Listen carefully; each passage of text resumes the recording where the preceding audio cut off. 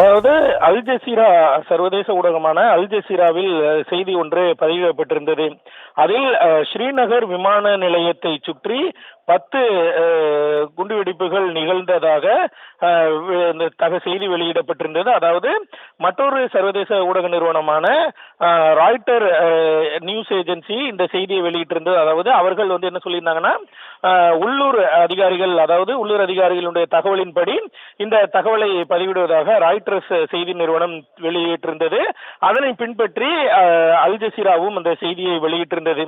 இந்த நிலையில் இந்த தகவல் என்பது தவறானது என்று மத்திய அரசினுடைய உண்மை சரிபார்க்கும் குழுவானது தெரிவித்திருக்கிறது. அதாவது இது போன்ற 10 இடங்களில் இந்த குண்டுவெடிப்பு நிகழ்ந்திருப்பதாக கூறப்படும் தகவல் என்பது வதந்தி மற்றும் பொய்யானது என தெரிவிக்கப்பட்டு இருக்கிறது.